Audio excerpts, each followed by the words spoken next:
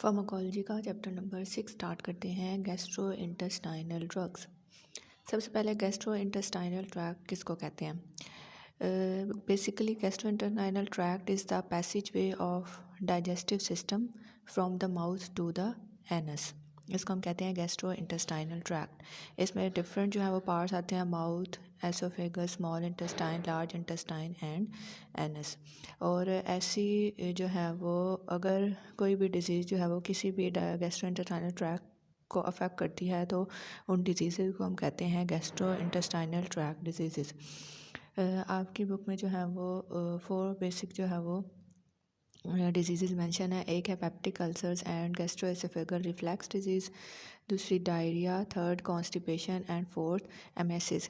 इन disease से related जो है वो मेडिसिन जो है वो या ड्रग्स हम डिस्कस करेंगे। सबसे पहले स्टार्ट करते हैं peptic ulcer disease. Peptic ulcer disease के लिए जो है वो जो ड्रग्स यूज़ की जाती हैं उसकी क्लासिफिकेशन है। सबसे पहले आती हैं एंटी माइक्रोबियल एजेंट्स, उसमें ड्रग आती है मेट्रोनिडाज़ोल। नेक्स्ट आते हैं ACE2 रिसेप्टर ब्लॉकर्स, उसमें ड्रग आती है सिमेटाडीन। नेक्स्ट आते हैं प्रोटोन पंप इनहिबिटर्स, उसमें ड्रग आती है अमेप्राज़ोल। नेक्स्ट आते हैं प्रोस्टाग्लैंडिन एनालॉग्स, उसमें ड्रग आती है मीज़ोप्रोस्टल। नेक्स्ट आते हैं एंटासिड्स, उसमें ड्रग आती है एल्यूमिनियम हाइड्रोक्साइड। और लास्ट पे आते हैं म्यूकोजल प्रोटेक्टिव एजेंट्स, उसमें ड्रग आती है सुक्रालफेट।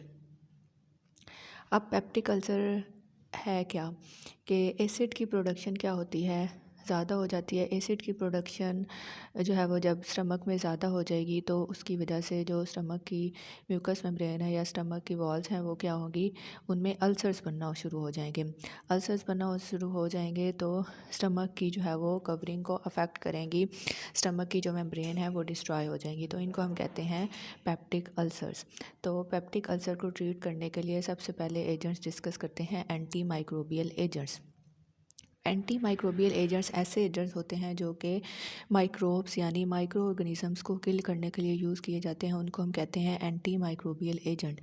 क्योंकि पेप्टिक अल्सर में जो बेसिकली बैक्टीरिया इन्वॉल्व होते हैं जो कि मेम्ब्रेन की जो है वो जो गैस्ट्रिक मेम्ब्रेन्स हैं उसको क्या करते हैं, डिस्ट्रॉय करते हैं। तो वो बैक्टीरिया होते हैं H. Pylori bacteria. ये क्या है, ग्राम नेगेटिव बैक्टीरिया है और इनको हम माइक्रो एरोफिलिक बैक्टीरिया भी कहते हैं। माइक्रो एरोफिलिक क्यों कहते हैं, क्योंकि ये माइक्रो एरोफिलिक ऐसे ऑर्गेनिजम्स होते हैं जो कि लो ऑक्सीजन एनवायरनमेंट में भी सर्वाइव कर सकते हैं। तो पेप्टिक अल्सर किस बैक्टीरिया की वजह से होता है, H. पाइलोरी बैक्टीरिया की वजह से, और ये ग्राम नेगेटिव और माइक्रो एरोफिलिक बैक्टीरिया है। अब क्या है, इसमें एंटी माइक्रोबियल एजेंट्स में ड्रग आती है मेट्रोनिडाज़ोल।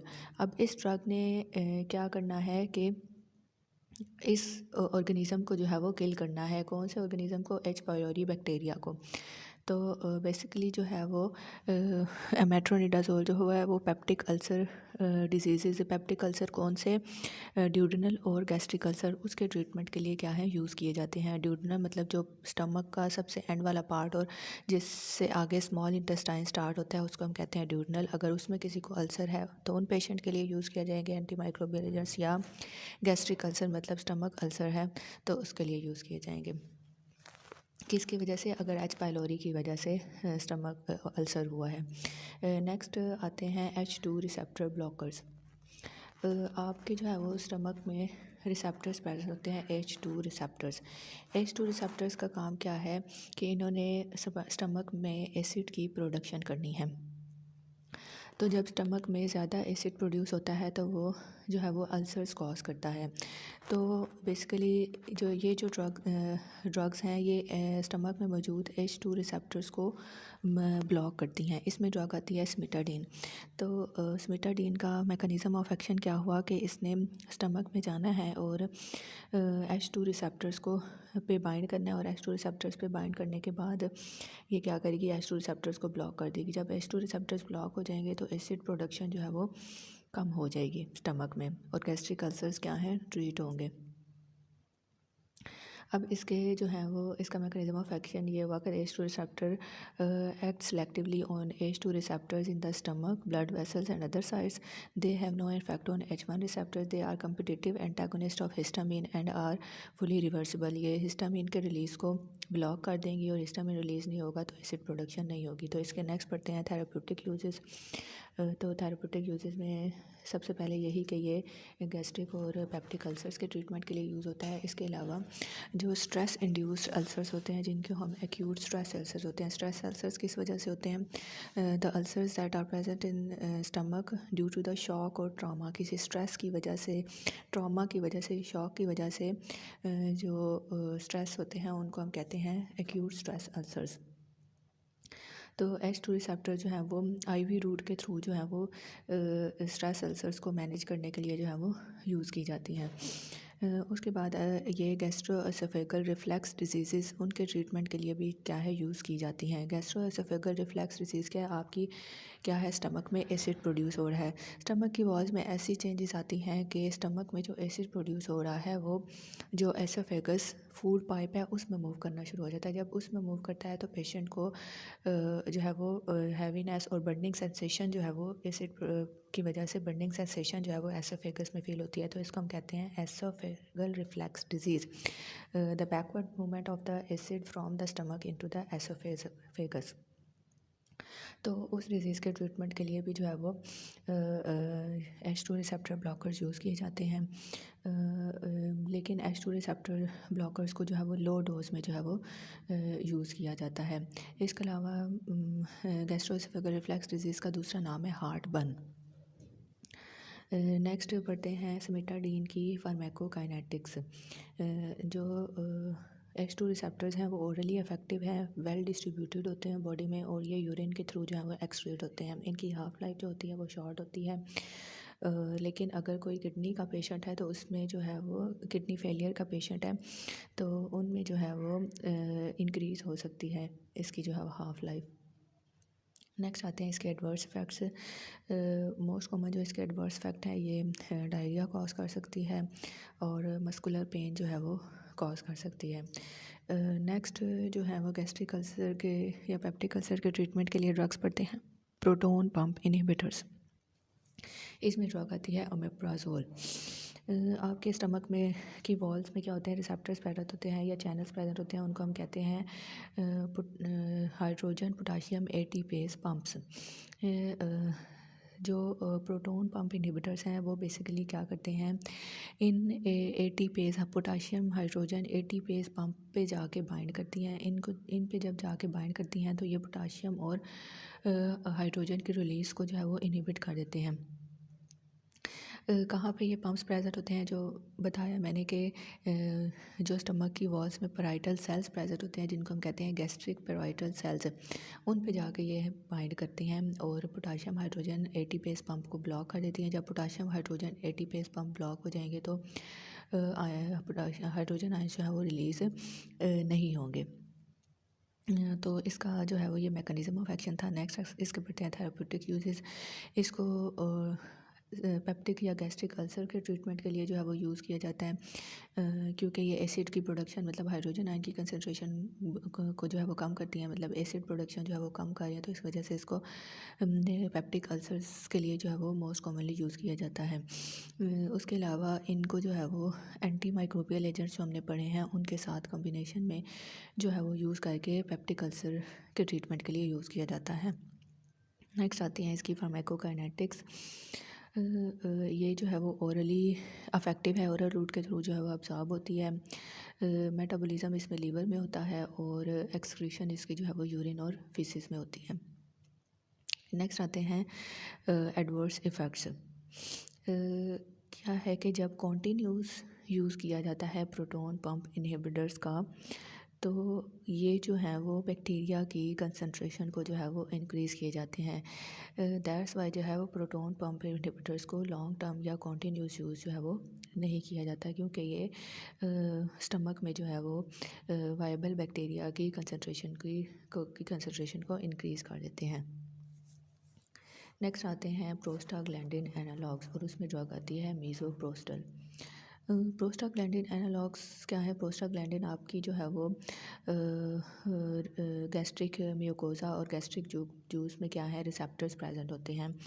ठीक है, अब इनका काम क्या है, मिसोप्रोस्टल का, इन्होंने गैस्ट्रिक एसिड की सिक्रीशंस को क्या करना है, इनहिबिट करना है। किस तरह इनहिबिट करना है कि ये जो गैस्ट्रिक या स्टमक की जो वॉल्स पे सेल्स प्रेजेंट है, पेराइटल सेल्स, उन पे रिसेप्टर्स प्रेजेंट है, प्रोस्टाग्लैंडिन रिसेप्टर, ये इन प्रोस्टाग्लैंडिन रिसेप्टर से बाइंड करती हैं। प्रोस्टाग्लैंडिन रिसेप्टर में बाइंड करने के बाद ये स्टमक में जो म्यूकस सिक्रीशन है उसको इंक्रीज़ कर देती है, क्योंकि पेप्टिक अल्सर में क्या होता है कि म्यूकस मेम्ब्रेन स्टमक की डिस्ट्रॉय हो जाती है और उसकी सिक्रीशंस कम हो जाती हैं। तो प्रोस्टाग्लैंडिन या मीज़ोप्रोस्टल क्या करती है, ये एक तो म्यूकस सिक्रीशन जो है वो स्टमक की वॉल से इंक्रीज़ कर देती है। इसके अलावा ये बाइकार्बोनेट आयंस जो है वो रिलीज़ कराती है, उनकी कंसंट्रेशन इंक्रीज़ कराती है। जब ये दोनों म्यूकस भी सिक्रीशन इंक्रीज़ हो जाएंगी और बाइकार्बोनेट आयन की सिक्रीशन भी इंक्रीज़ हो जाएंगी, तो ये एसिड सिक्रीशन को क्या कर देंगे, इनहिबिट कर देंगे। एसिड सिक्रीशन कम होगी तो पेप्टिक अल्सर्स क्या हैं, ट्रीट हो जाए। तो इसका बेसिक थेरेप्यूटिक यूज़ क्या है कि एक तो ये गैस्ट्रिक एसिड सिक्रीशंस को कम करने में मदद करते हैं, और दूसरा ये कि ये पेप्टिक अल्सर्स को जो है वो ट्रीट करने में जो है वो यूज़ की जाती है। इसका एडवर्स इफेक्ट क्या है, मोस्ट कॉमन जो इसका एडवर्स इफेक्ट है कि ये यूट्रस के मसल की कंट्रैक्शन करा देते हैं। तो the most common adverse effect of the misoprostol is uterine contraction. Next drugs आती हैं एंट एसिड्स। एंट एसिड्स मतलब एंट होता है अगेंस्ट, एसिड मतलब एसिड्स के ख़िलाफ़। तो ऐसी ड्रग्स या ऐसे सब्सटेंसेस जो कि स्टमक में एसिड प्रोडक्शन हो रही है उसको न्यूट्रलाइज़ करना है, तो उनको हम कहते हैं एंट एसिड्स। उनमें आता है एल्युमिनियम हाइड्रोक्साइड। तो एल्युमिनियम हाइड्रोक्साइड का बेसिकली क्या है, मैकेनिज़्म ऑफ एक्शन क्या है कि ये खुद क्या है, एक वीक बेस है। जब ये वीक बेस मतलब एल्युमिनियम हाइड्रोक्साइड गैस्ट्रिक एसिड के साथ जाके मिलता है तो ये क्या बना देता है, क्योंकि जब भी एसिड और बेस आपस में रिएक्ट करते हैं तो ये सॉल्ट और वाटर बनाते हैं और एसिडिटी को न्यूट्रलाइज़ कर देते हैं। तो एल्युमिनियम हाइड्रोक्साइड भी जब स्टमक में मौजूद एसिड से जाके बाइंड करता है तो ये सॉल्ट और वाटर बना देता है, उसकी एसिड की न्यूट्रलाइजेशन कर देता है और एसिड की प्रोडक्शन जो है वो कम हो जाती है। तो बेसिक जो थेराप्यूटिक यूज़ है एल्युमिनियम हाइड्रोक्साइड का, ये पेप्टिक और ड्यूडेनल अल्सर्स के ट्रीटमेंट के लिए जो है वो यूज़ की जाती है। नेक्स्ट आते हैं इसके एडवर्स इफेक्ट्स। जो एंटासिड्स हैं या एल्युमिनियम हाइड्रोक्साइड है, ये कॉन्स्टिपेशन, स्टमक पेन और मसल वीकनेस जो है वो कॉज कर सकता है। इसकी फार्माकोकाइनेटिक्स के ये ओरली जो है वो अब्जॉर्ब होता है, लीवर में इसका मेटाबॉलिज्म होता है और जो है वो फीसिस और जो है वो किडनीज के थ्रू जो है वो एक्सक्रीट आउट होते हैं। नेक्स्ट जो है वो पेप्टिक अल्सर के ट्रीटमेंट के लिए जो एजेंट्स हैं वो हैं म्यूकोजल प्रोटेक्टिव एजेंट्स, मतलब जो कि स्टमक की जो है वो म्यूकस मेम्ब्रेन को प्रोटेक्ट करने के लिए यूज़ किए जाते हैं, उनको हम कहते हैं म्यूकोजल प्रोटेक्टिव एजेंट्स। और इसमें ड्रग आती है सुग्रालफेड्स। इनका मैकेनिज़्म ऑफ एक्शन क्या है कि ये क्या करती हैं, स्टमक की वॉल्स पे एक बैरियर बना देती हैं या प्रोटेक्टिव लेयर जो है वो बना देती हैं। बैरियर बनाने के बाद ये क्या करती हैं, HCl की डिफ्यूजन को इनहिबिट कर देती हैं। HCl की जो है वो डिफ्यूजन नहीं होगी तो एसिड की वजह से जो स्टमक की म्यूकस मेम्ब्रेन डिस्ट्रॉय हो रही है वो डिस्ट्रॉय नहीं होगी। तो पहला मैकेनिज़्म ये है कि ये स्टमक की वॉल्स में बैरियर जो है वो क्रिएट करती है और इस बैरियर की वजह से HCl की डिफ्यूजन नहीं होती और ये स्टमक की वॉल्स को प्रोटेक्ट करती है। दूसरा इसका फंक्शन क्या है कि ये स्टमक की वॉल्स से प्रोस्टाग्लैंडिन के रिलीज़ को जो है वो इंक्रीज़ कर देती है। जब प्रोस्टाग्लैंडिन रिलीज़ होगा तो म्यूकस जो है वो उसकी सिक्रीशन इंक्रीज़ होगी और बाइकार्बोनेट आयन की सिक्रीशन जो है वो इंक्रीज़ होगी। जब म्यूकस और बाइकार्बोनेट की सिक्रीशन इंक्रीज़ होगी तो एसिड की प्रोडक्शन क्या हो जाएगी, कम हो जाएगी और स्टमक की जो म्यूकस मेम्ब्रेन्स हैं वो प्रोटेक्ट रहेंगी। तो इसका मोस्ट कॉमन जो है वो थेरेप्यूटिक यूज़ क्या है कि ये ड्यूडेनल अल्सर्स के लिए जो है वो मोस्ट कॉमनली यूज़ की जाती हैं और इसको जो है वो ड्यूडेनल अल्सर्स के लिए मेंटेनेंस थेरेपी के तौर पे यूज़ किया जाता है। नेक्स्ट आती हैं इसकी फार्माकोकाइनेटिक्स। ये जो है वो ओरल रूट के थ्रू एब्जॉर्ब होती है, सिस्टेमिकली एब्जॉर्ब नहीं होती। इसकी हाफ लाइफ जो है वो अप्रॉक्सीमेटली 1 आवर तक है, मतलब शॉर्ट हाफ लाइफ है और किडनीज़ के थ्रू जो है वो एक्सक्रीट आउट होती है। इसके एडवर्स इफ़ेक्ट्स आते हैं। इसके कोई सीरियस साइड इफ़ेक्ट्स जो हैं वो एडवर्स इफ़ेक्ट्स नहीं हैं।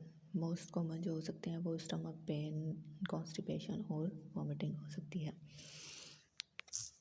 तो ये थी drugs used for the treatment of peptic ulcer. Next topic start करते हैं, diarrhoea and the drugs related to treat use to treat diarrhoea.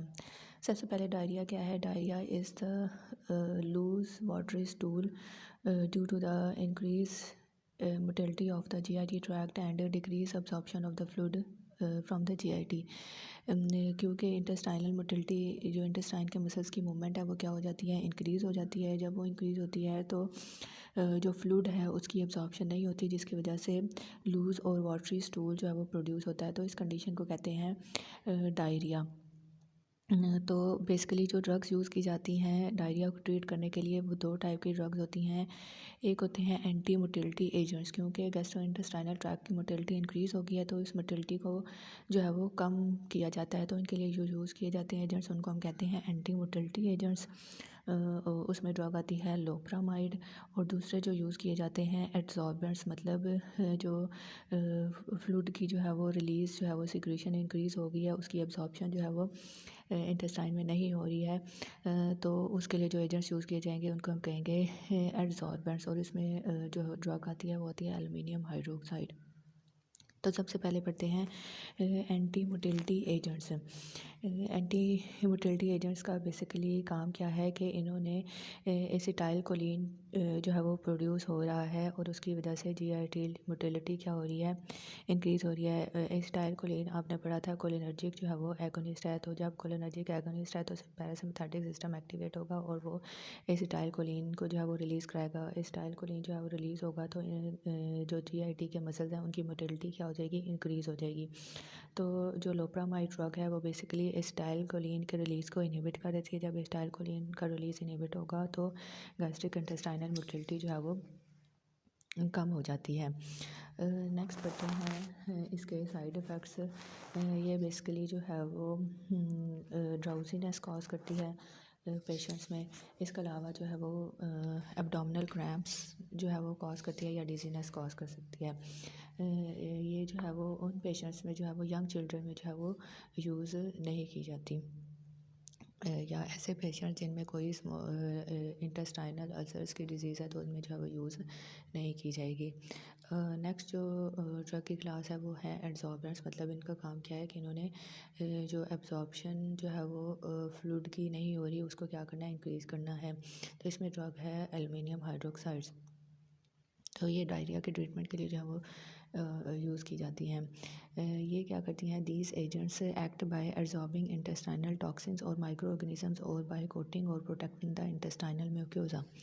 ये क्या करते हैं? जो इंटेस्टाइन मतलब स्मॉल इंटेस्टाइन, लार्ज इंटेस्टाइन, उसकी जो म्यूकस मेम्ब्रेन्स हैं उसके ऊपर जो है वो प्रोटेक्टिव लेयर बनाती हैं और इंटेस्टाइनल म्यूकोसा की मेम्ब्रेन्स को प्रोटेक्ट करती हैं।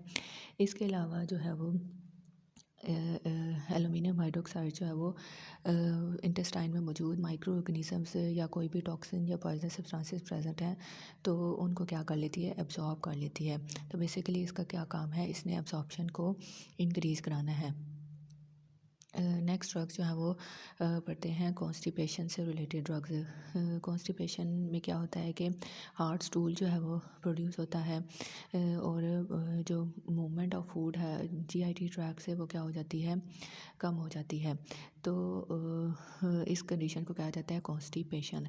तो कॉन्स्टिपेशन के लिए को ट्रीट करने के लिए जो बेसिकली ड्रग्स यूज़ की जाती हैं वो आती हैं laxatives. So laxatives are the drugs that are used for the treatment of constipation. इनका काम क्या होता है? To accelerate the movement of food through the GIT tract. इन्होंने जो फूड की मूवमेंट को क्या करना है? उसकी मूवमेंट को क्या करना है? इंक्रीज़ करना है। सबसे मोस्ट कॉमन जो लैक्सेटिव्स यूज़ किए जाते हैं उनमें आते हैं इरिटेंट्स एंड स्टिमुलेंट्स। उसमें आता है castor oil, सेलाइन and osmotic laxatives. उसमें ड्रग आती है लैक्टोलोज। और लास्ट में आते हैं स्टूल सॉफ्टनर्स।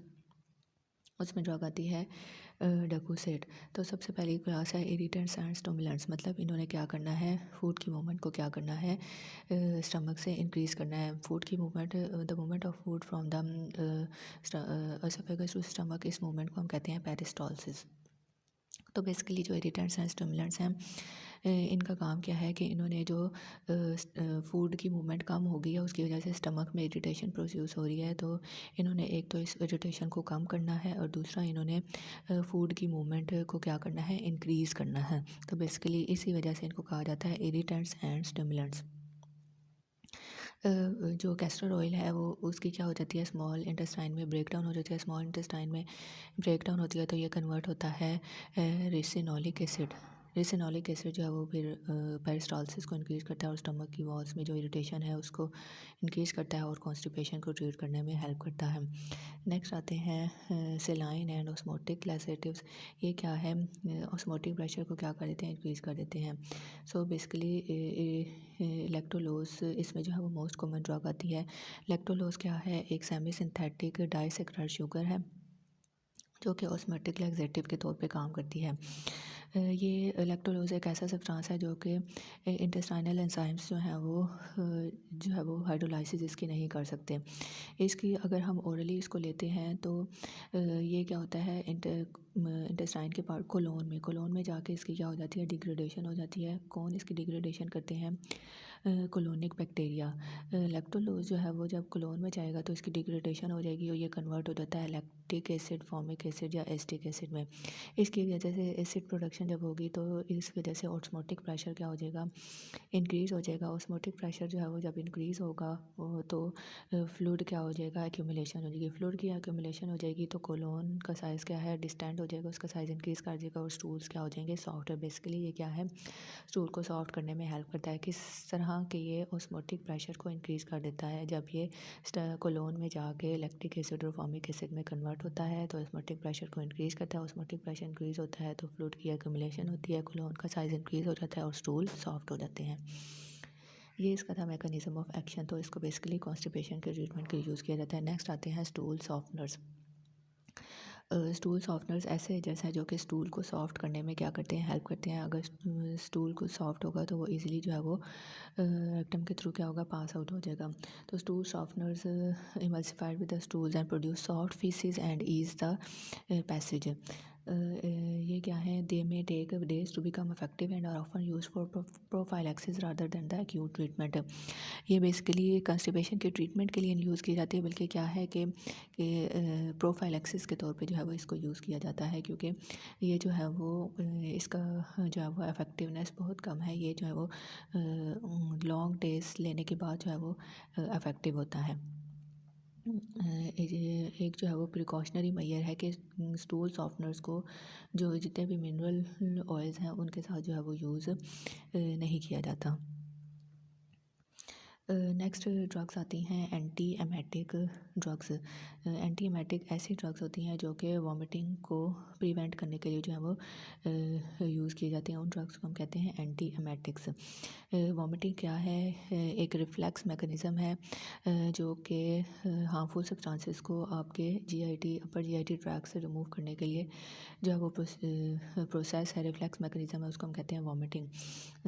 वॉमिटिंग किस किस वजह से कॉजेज़ ऑफ वॉमिटिंग पढ़ते हैं कि वॉमिटिंग की डिफरेंट जो है वो कंडीशन हो सकती हैं। प्रेगनेंसी की वजह से वॉमिटिंग हो सकती है, मोशन सिकनेस की वजह से, ट्रैवलिंग की वजह से, जीआईटी ऑब्स्ट्रक्शन हो गया, जीआईटी ट्रैक में कोई भी ब्लॉकेज हो गया उसकी वजह से वॉमिटिंग हो सकती है, पेप्टिक अल्सर की वजह से वॉमिटिंग हो सकती है, किसी ड्रग की टॉक्सिसिटी आपकी बॉडी में होगी उसकी वजह से हो सकती है, कोई रीनल फेलियर का पेशेंट है उसमें वॉमिटिंग हो सकती है, हेपेटाइटिस उन पेशेंट में जो वो वॉमिटिंग हो सकती है।